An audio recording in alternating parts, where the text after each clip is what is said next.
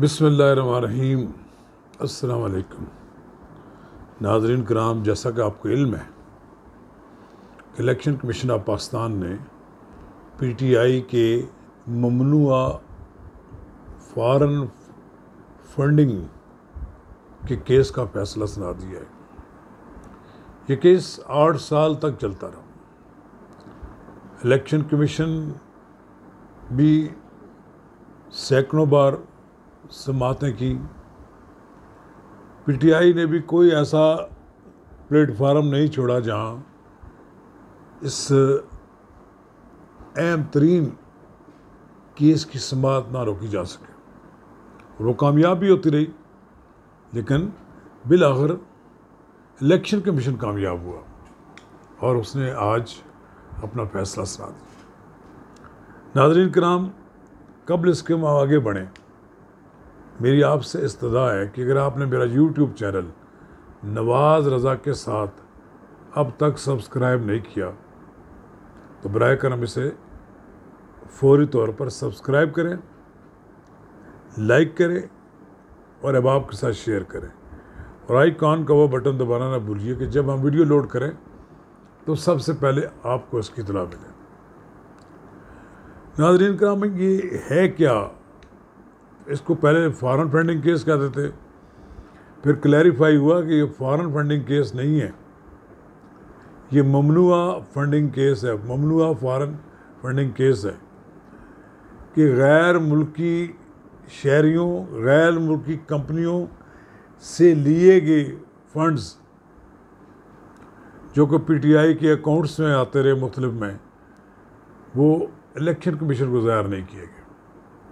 पाकिस्तान के आइन की आर्टिकल 17 में ये तो है कि आप अकाउंट्स अगर छुपाएंगे तो वो उसकी खिलाफ वर्जी होगी। और फिर पाकिस्तान के आइन में इस बात की उमानत भी है कि किसी गैर मुल्की से आप फंड्स नहीं ले सकते।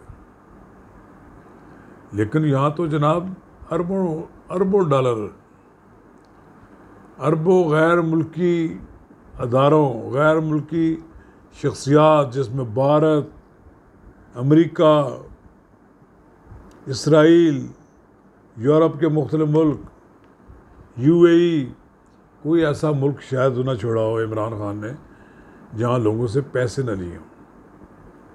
अब उनका प्रॉब्लम यह था कि वो पैसे ज़ाहिर नहीं कर सकते थे। एक आदमी था जिसको सब कुछ पता था, अकबर एस बाबर। मैं दाद देता हूँ अकबर एस बाबर को, बड़ा बहादुर आदमी है जिसने बिल्कुल तनहा इमरान खान साहब का मुकाबला किया।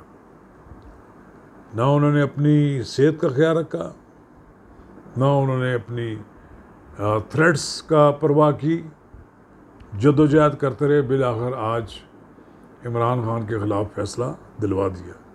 हैरान कुन बात यह है कि पीटीआई के नाम नयाद तर्जमान अजीबो गरीब बातें करते हैं। कहते हैं कि खोदा पहाड़ तो निकला चूहा।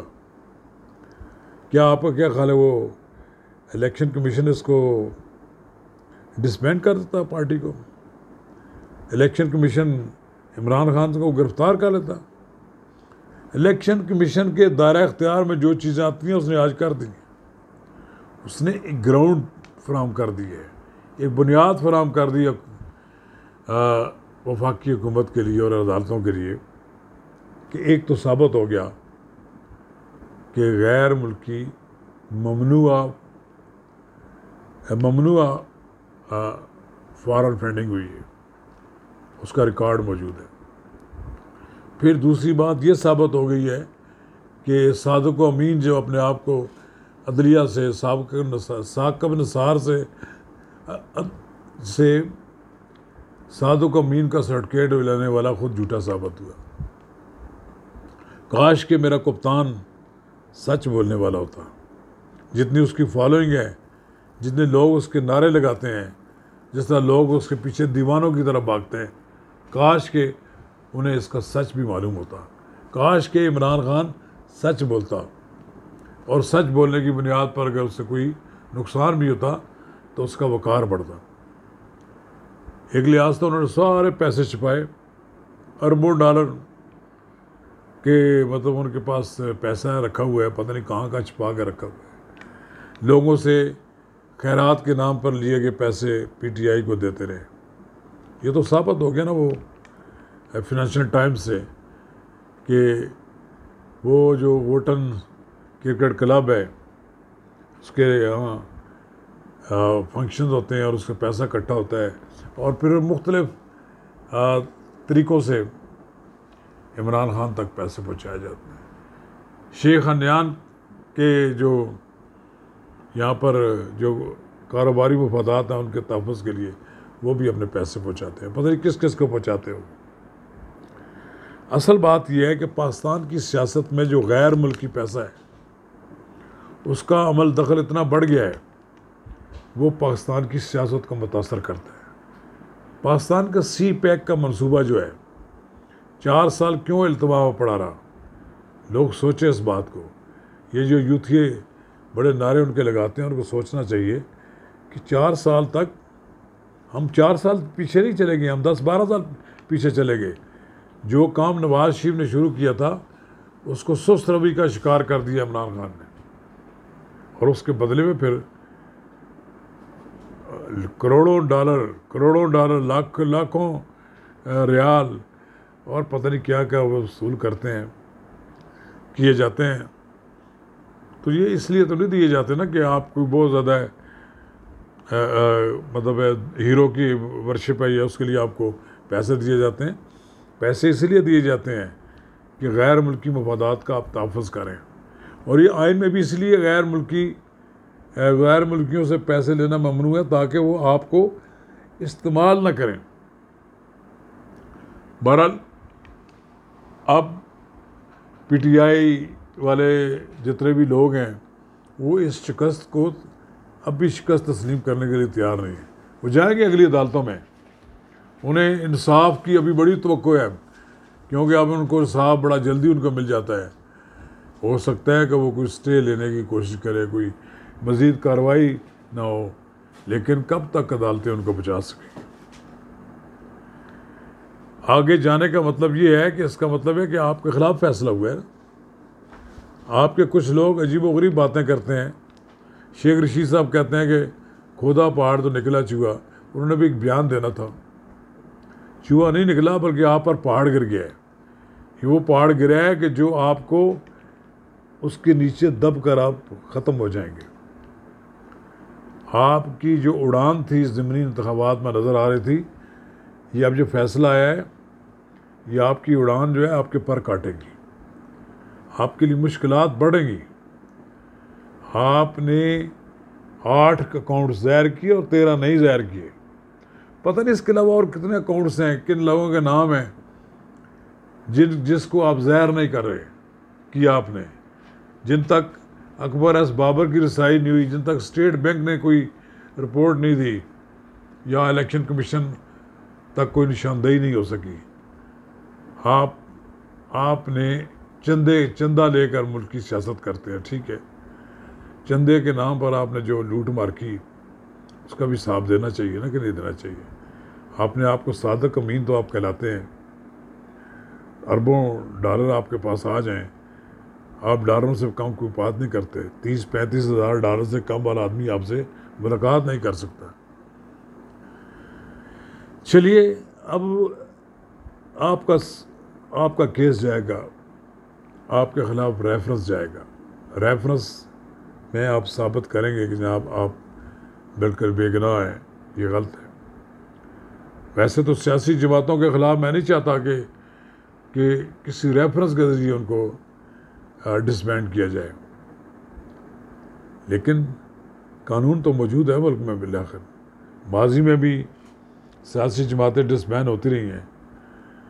मुमकिन है ये जमात भी डिसबैंड हो जाए, इसके सारे पैसे जब्त हो जाएं, इमरान खान अगर नायल हो जाते हैं तो फिर उनका सियासी मुस्तकबिल ख़त्म हो जाता है। फ़िलहाल तो आसमानों से बातें कर रहे हैं, उड़ रहे हैं।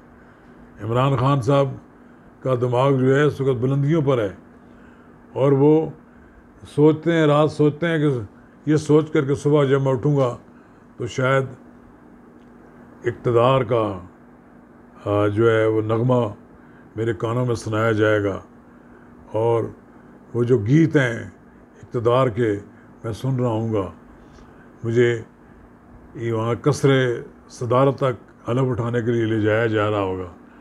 लेकिन नहीं जनाब इमरान खान साहब, सूरत हाल कभी एक जैसी नहीं रहती।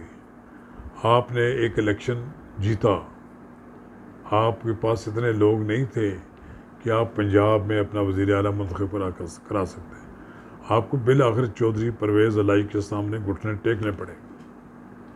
चौधरी परवेज़ अलाई का ख़ानदान तो तकसीम हो गया, लेकिन आपका भी उन्होंने कोई अहदेदार नहीं बनने दिया, और ख़ुद वो वज़ीर आला बन के फिर ये उनकी देखें कि सियासत है कि जब वो 2018 में कौमी असम्बली भी रुकन बने और सूबाई असम्बली के, तो उन्होंने कौमी असम्बली की रुकनीत छोड़ दी थी, अपने बेटे को दे दी थी।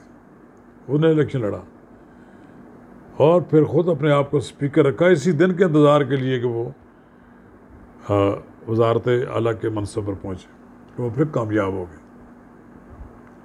इमरान खान साहब, ये जो ममनुआ फॉरेन फंडिंग केस है,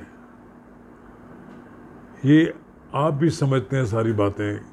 अब आपके जो तर्जमान है नाम नियाद, वो ये कहते फिरते हैं कि इमरान खान को क्या पता अकाउंट्स का जी, ये तो उनके अकाउंटेंट्स ने बना के जो दे दिया उस पर उन्होंने दस्तखत कर दिए। ये कैसे मुमकिन है कि इमरान खान ने इलेक्शन कमीशन में जो अपने बयान जमा कराए हैं, स्टेटमेंट्स, वो चेक किए बगैर और किसी प्रॉपर स्क्रूटनी के बगैर जमा करा दिए। ये उनकी गलतियां हैं। उन्होंने पता नहीं पैसे कब से लोगों के वसूल कर रहे हैं, पिछले 20 साल से ये चंदा जमा करने का, और गैर ममालिक में पाकिस्तानियों को तो खैर वो बीमारी लगी हुई है कि वो ये समझते हैं कि सादो कमीन यही है जिसके ज़रिए होगा, और अपने पैसे उस पर नशावर करते रहे हैं। वो ना तो शौकत खानम में पहुँचते पैसे थे, ना वो PTI में पहुँचते थे, पता नहीं कहाँ चले जाते थे। फिर गैर मुल्कियों को क्या दिलचस्पी है कि पाकिस्तान वो पैसे दे रहे हैं, एक जमात को पैसे क्यों दे रहे हैं, एक सवाल है। अब ये सवाल रेफरेंस में पुटअप होगा, तो जनाब इमरान खान तैयार रहिए, रेफरेंस आ रहा है। अब अगला मरहला आपका अदालतें हैं।